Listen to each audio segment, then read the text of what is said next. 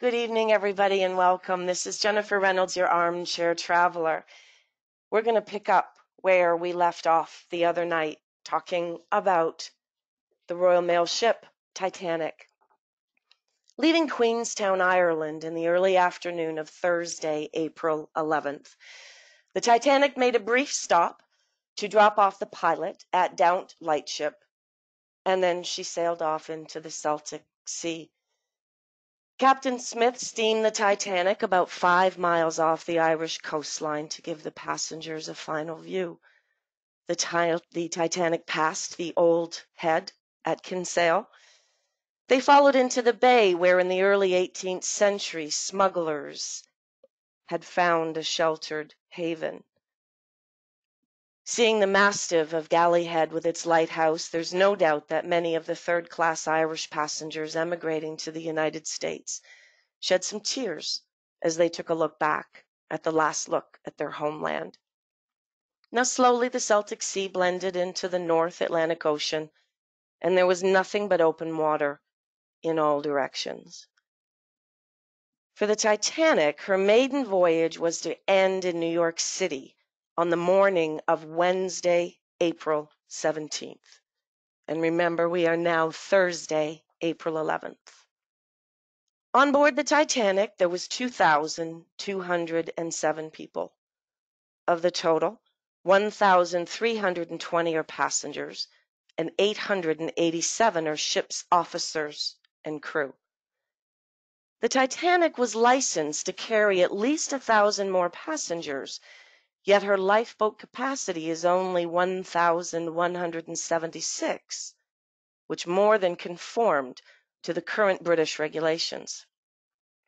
The Titanic is also segregated by passenger class, and that includes the outer decks. Of the 1,320 passengers aboard the Titanic, there were 337 first class, 304 second class, and 679 third or steerage class. Again, there's some confusion as to the allocation of numbers between mostly the second and third class. There was some thoughts because some accounting for individuals, the band members, the shipyard's guarantee group, the ship's physical activity instructors were all traveling as second class passengers. First class passengers had each paid up to $4,500 for their one-way ticket, which would be well in excess of $100,000 in today's money. Second class passage could be had for as little as $65 per person per day, but it would be equivalent to $15,000. Steerage, $35 one way, almost $1,000 in today's money. There was talk among the first class passengers, the titled, the rich, and certainly the famous, concerning people they knew or had heard about that canceled their passage on the Titanic. One such individual, whose name continues to come up even recently, is the legendary 74-year-old financier J.P. Morgan, nicknamed the Napoleon of Wall Street. After all, he was the head of the International Mercantile Marine Company, the IMMC, which is the parent company of the White Star Line.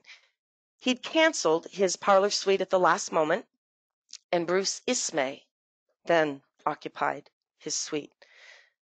Some said he canceled his passage because the French government had delayed its permission for him to ship his vast collection from France to the U.S. on board the Titanic, and that he remained in France to deal with this particular problem. There was also a rumor that he was hanging out at a French resort. Others said that it was a Swiss resort. But regardless of where he was, he didn't go on board the ship, and it was said he was enjoying morning massages, sulfur baths, and the woman with him was not his wife. The head of the Hershey Chocolate Company, Milton Hershey, had spent the winter in France with his wife. He had planned to sail home on the Titanic, but business necessitated him to return to Pennsylvania earlier, and they caught space on board the America. Marconi, the famous wireless telegrapher, pioneer and winner of the 1909 Nobel Peace Prize, or the Nobel Prize, forgive me, in physics. He was offered free passage on the Titanic, but he opted to go 3 days earlier on the Lusitania, saying he had paperwork to do and he preferred the public stenographer on board the Lusitania. Another cancellation was George Vanderbilt and his wife Edith. He was already famed for his country estate, Biltmore Mansion in Asheville.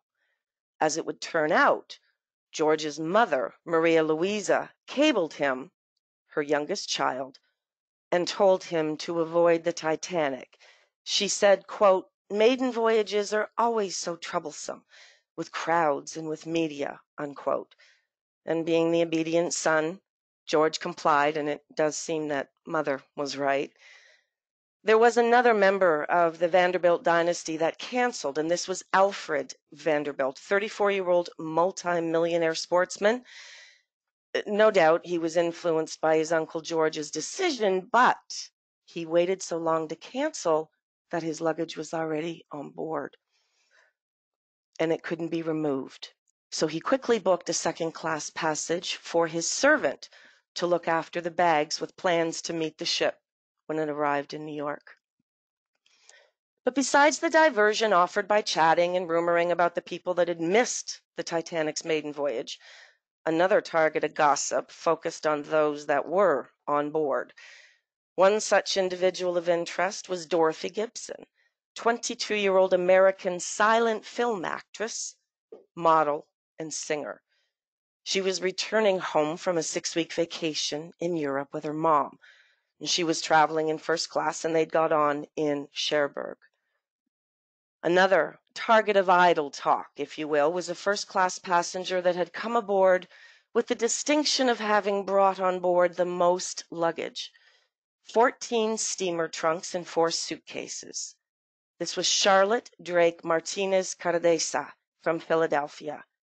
Returning home after a big game safari, she had booked passage out of Southampton on the Titanic with her 36-year-old son, Thomas, who listed his profession as gentleman.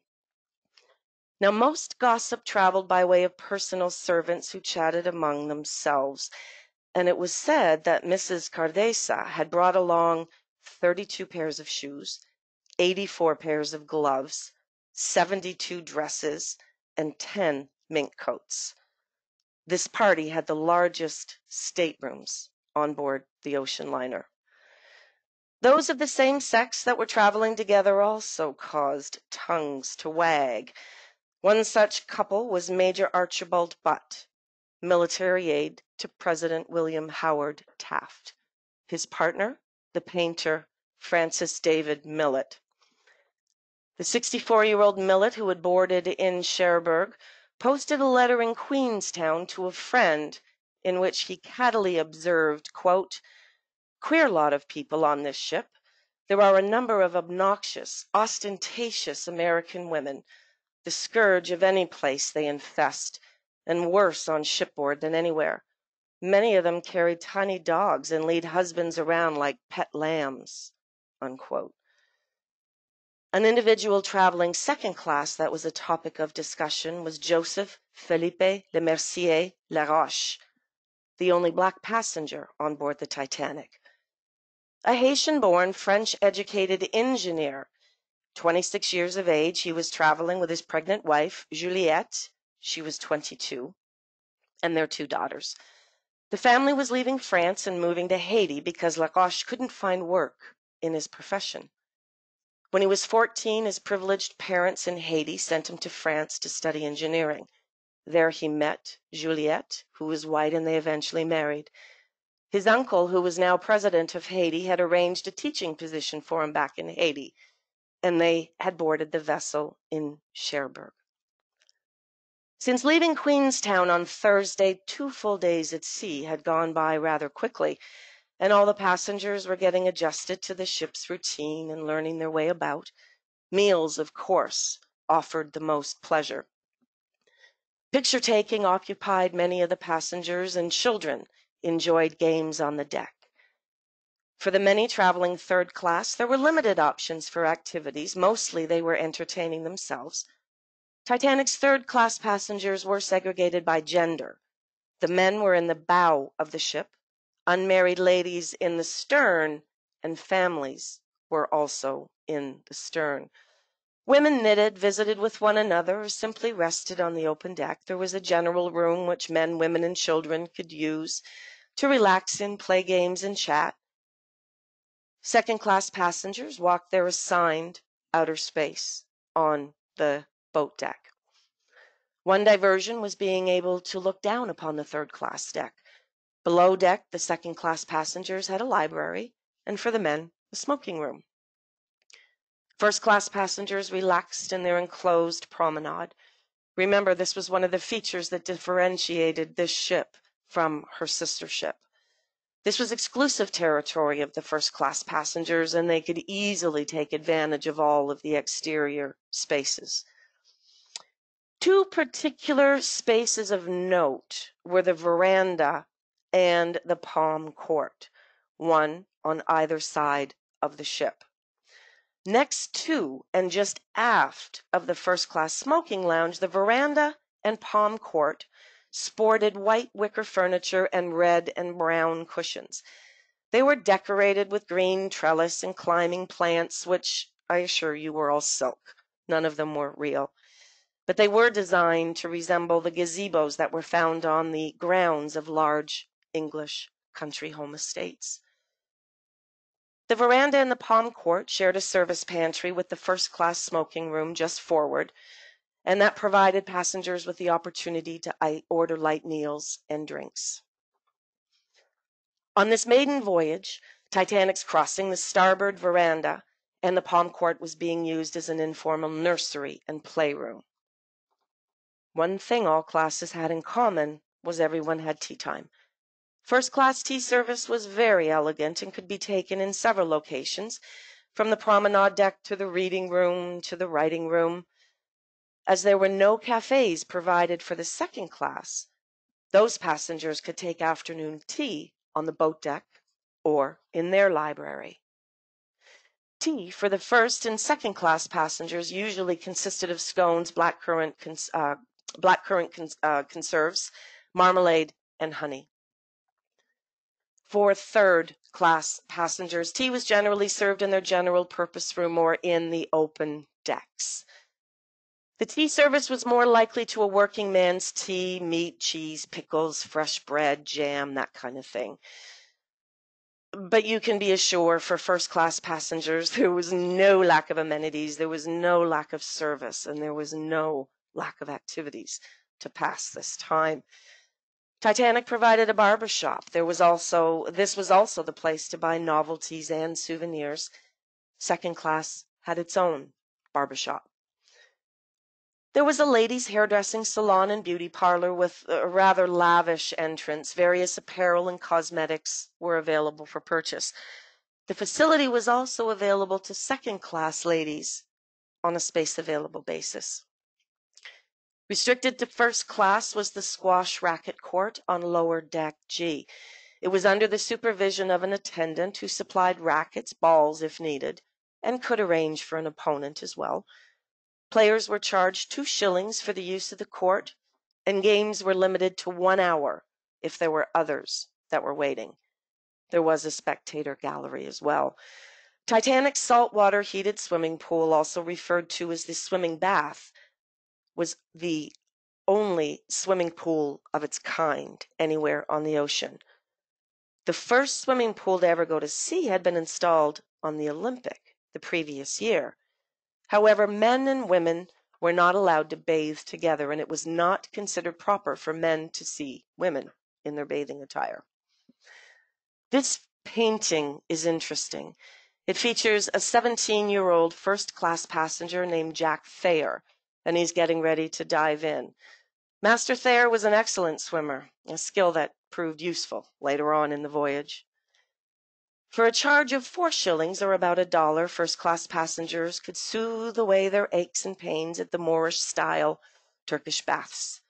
These were just behind the swimming pool, very elaborate facilities with their own attendants. They had a steam room, a hot room, a temperate room, a shampooing room, toilets, and a cooling room.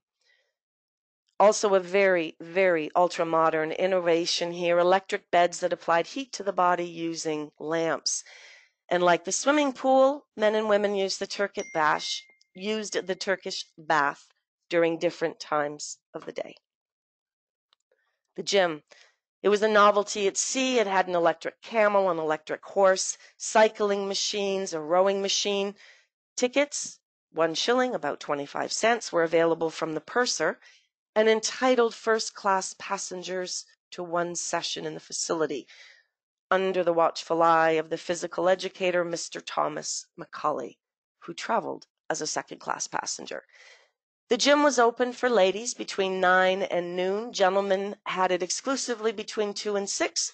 Children were allowed in the afternoon between 1 and 3.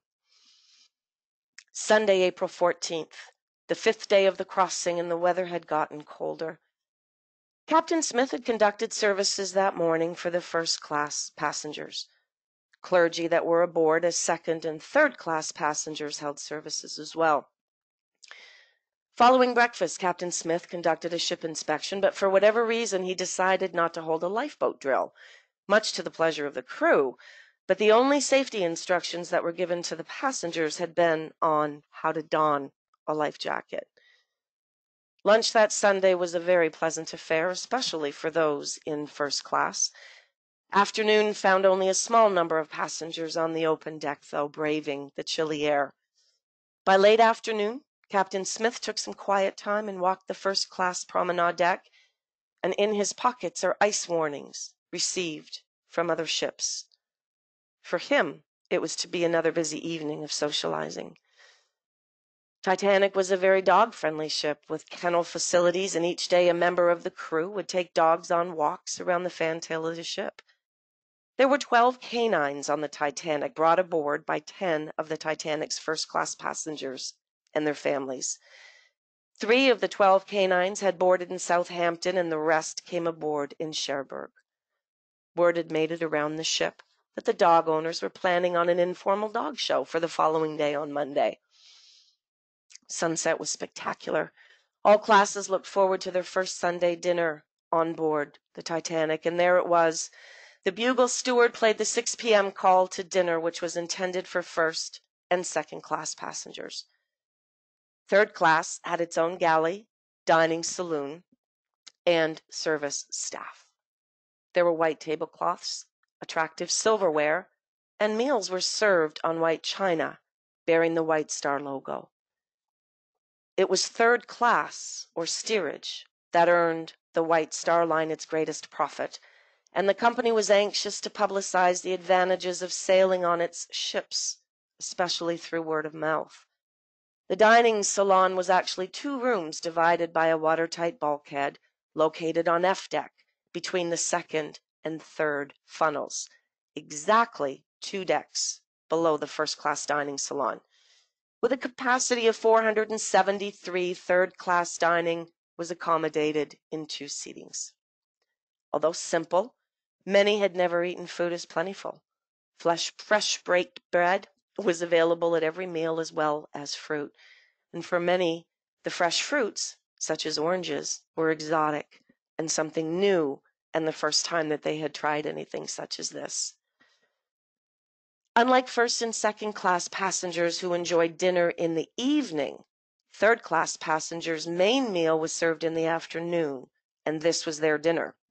In the evening, usually around 7, they would be served what was called supper. And on the evening of Sunday, April 14th, third-class supper consisted of gruel cabin biscuits and coffee. Organized chaos would soon begin in the main galley, which served both first- and second-class passengers. Waiters would be rushing to and from the galley, grabbing plates from the orderly racks. In the second-class dining room, second-class passengers used the Delft Blue Flow china, also bearing the White Star logo. There it is there. The dining menu for the second-class passengers offered 4 entrees, and for Titanic's first-class passengers, dinners was a very lavish affair. This was a time to be seen in all of your finery. It began with meeting beneath the 40-foot diameter white enameled wrought iron and glass dome on A deck, the crowning centerpiece of the Titanic's grand staircase.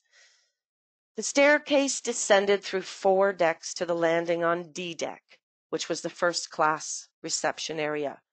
Here, one could join an apéritif before entering the first class dining salon. The enormous first class dining room could seat more than 500 people. Diners sat in armchairs at tables that sat 2, 4, 6, and they ate from fine china emblazoned with the White Star Line logo. Seating was assigned, and passengers generally had the same dining companions throughout the whole trip. The large salon had some recesses as well as portable screens that would allow for privacy if those parties wanted it. But for first-class passengers, 10 courses, including 5 entrees, and a matching wine served with each course. Following the 10th course, fresh fruits and cheese were available, followed by coffee and cigars accompanied by port and, if you desired, distilled spirits. The ship's quintet played for the diners at the first-class dining salon, but there was no dancing. White Star Line did not permit dancing on a Sunday. Yet, even among the first-class dining passengers, there was a subtle distinction. While breakfast, lunch, and dinner were taken in the dining salon, this was included in the price of a first-class ticket. There were still those that were willing to pay a little bit more out of pocket for lunch and dinner to dine in the 140-seat a la carte restaurant nicknamed the Ritz, and another one called Café Parisien. The Café Parisien served food from the same menu as the a la carte. It offered diners large picture windows for viewing the ocean, and it was popular with the younger first-class passengers. Had weather permitted, these windows would be rolled down so passengers could see and feel the ocean air. These restaurants were next to each other on the B deck landing of the aft grand staircase. The ship's trio played in the first-class reception room outside the a la carte restaurant and the Café Parisien. Since the trio had been hired to pay exclusively for these 2 particular restaurants, their daily performances included playing for lunch from 11 to 1, from 4 p.m. for tea for 2 hours, and once again in the evening, beginning at 6 p.m. But remember, musicians were free to perform beyond the schedule, but they were looking for tips. The a la carte menu for first-class passengers on April 14th included oysters, salmon, roast duckling, sirloin of beef, foie gras, peaches, chocolate, and vanilla eclairs. Dinner was also served on Royal Crown Derby china. On that Sunday evening, the wealthy Pennsylvanians, the Wildener family, with their 27-year-old son Harry, hosted a dinner in the a la carte restaurant, and it was dedicated to Captain Smith because he was planning on retiring after the end of this trip. They had been very extravagant with their dinner, also adding quail eggs, caviar, lobster thermidor, and a variety of other succulents. Both the a la carte restaurant and the Café Parisien, that people had to pay additional for, were owned and managed as a private concession by this gentleman, Gaspar Antonio Pietro Gatti, also called Luigi, an Italian immigrant to England and a very well-regarded London restaurateur. Gatti had his own staff of chefs, waiters, and kitchen help. He paid them all from his own pocket. None of them were employees of the White Star Line. These 2 restaurants had nothing to do with White Star. They were his, and they were restaurant concessions. Most of the folks who worked in these restaurants were of Italian or French nationals. So on that Sunday evening, as passengers enjoyed their meals, the Titanic pressed on at 22.5 knots. The most senior official on board was J. Bruce Ismay, and he was from the White Star Line, and he was anxious to make the crossing at least the same time as Olympic, and if it possible, better that time. By 10 o'clock that Sunday evening, the Titanic was about 800 miles from New York. It was clear but a moonless night. The sea was unusually glassy calm. No waves, no swell. It was colder than usual. A smell of ice was in the air, and repeated warnings about ice and icebergs were being received from other ships by the Titanic's wireless operators. Captain Smith had seen the warnings, and indeed they were posted on the bridge. But ice this far south was so unusual. It is thought that maybe Captain Smith may have treated these warnings casually. However, Captain Smith did order extra lookouts, and because of the cold, they changed every 2 hours. As dinner grew to a close, some first-class passengers moved into the lounge for an after-dinner drink. Several men found comfort in their elegantly decorated first-class smoking room. Here men could begin their card games, discuss and solve all of the world's problems. A few ladies headed to the first-class reading and writing room, a space designed to look like a country home, complete with artificial fireplaces. For most, it was too cold to be out on deck, but a handful of first-class passengers gazed up at the dome through the 40-glass-foot dome that crowned the staircase. For the second-class passengers, dinner was followed by a hymn-singing session that ended shortly after 10 p.m. Some may have gone out on deck for a quick gulp of air, but it was cold. The purser's office was always a great place to check for the latest news, deposit valuables that one had been wearing during dinner, and heading down to their cabins, the quintet may have been playing on sea deck.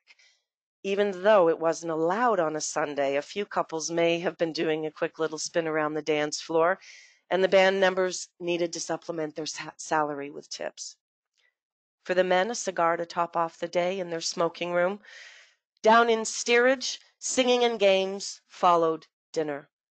There was a piano in the general lounge, in the general purpose room, and that was provided by the White Star Line with the expectation that someone among the third-class passengers would know how to play. Again, it was Sunday, as no dancing was allowed. By 10:30, everything was pretty much over. By 10:30, most everybody was heading to bed. There'd been a rumor that evening that the speed Titanic was making, she might arrive in New York City by Tuesday evening instead of Wednesday morning. Betting pools had already started within all of the classes as to the time the Titanic would arrive. In anticipation of an earlier arrival, a few men traveling in first class would have gone to their enquiry office to write out a telegram to be prepared to be met. First class was always given priority in sending wireless messages, and that telegram would have been put in a pneumatic tube and sent to the wireless office. There it would have been transmitted by Morse code. When an answer was received, the telegraphers would transcribe the Morse code and send the written message back to the office by way of the pneumatic tube. First class passengers used the elevators to go to their suites. A few of the dog owners made a quick ride down to F deck to take a look at their pets in the ship kennels. And don't forget, we had the chickens making their way back to their farms in Maryland. Those that had small dogs often got away with keeping them in their suites. But designed to cater to the millionaire's trade, the Titanic's 337 first-class passengers enjoyed warmth and comfort in their elegantly paneled and fashionably decorated suites. First-class passengers could choose from among different period staterooms. All had large bathtubs and hot and cold water, both fresh and salt. Although heated, the Titanic was not air-conditioned, and some suites even had faux fireplaces as part of their decor. The 6 decks that comprised second class were served by an electric elevator, and while the second-class staircase may not have been as grand as the first class, it was still an exceedingly handsome structure. Second-class cabins were also quite well done. Even the third class, or steerage passengers, were surprised at the comfort of their accommodations. This included dormitory-style cabins for single women, which were located aft, and those in the bow for the single men. Needed to keep them separated. For the single men, each cabin could hold up to 8 men in bunks with clean white linen and bedspreads bearing the White Star Line logo. Married couples, including those with children, were directed to the aft sections of the ship. Their quarters were spread out over 4 decks in cabins that could accommodate from 4 to 8 people. While Spartan, not a lot of frills, the cabins were spotlessly clean and very, very, very comfortable. White Star Line wanted steerage passengers as more could be packed into a smaller space, and it was a large revenue earner for the company. Especially busy on this Sunday night were the 2 wireless operators who were employees of the Marconi Company. They did not work for the White Star Line. Radio telegraphy was still a rather newfangled technology, particularly at sea, and there was no procedures governing its hours of operation. Many ship captains thought it an intrusion on their command. Earlier, the 2 operators had had problems with the equipment, and now they were trying to send out as many passenger messages as they can. They're sending out their transmissions by way of Cape Race in Newfoundland. There's over 250 telegrams sent and received already during this voyage.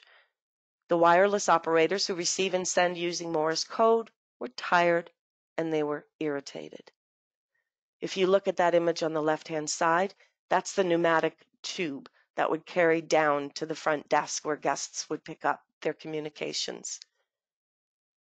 The Titanic steamed on at 22.5 knots. The outside temperature had dropped to 28 degrees Fahrenheit and the water temperature was 31. Repeated warnings of icebergs continued to be picked up by the radio operators. Nature's fickle, and this particular year the Labrador Current is moving further south and bringing ice and icebergs with it. Down in the boiler rooms, the Black Gang continue their sweltering, brutal work. And at 10 p.m., the lookouts change shifts, rotating every 2 hours because of the cold. Up in the crow's nest were Frederick Fleet and Reginald Lee. They had no binoculars. The ones for the lookouts were to have been on board, but they couldn't be located. Still, many sailors didn't like them, believing binoculars limited their field of vision. At 10:30 p.m., 5 bells, most passengers were getting ready to retire for the evening.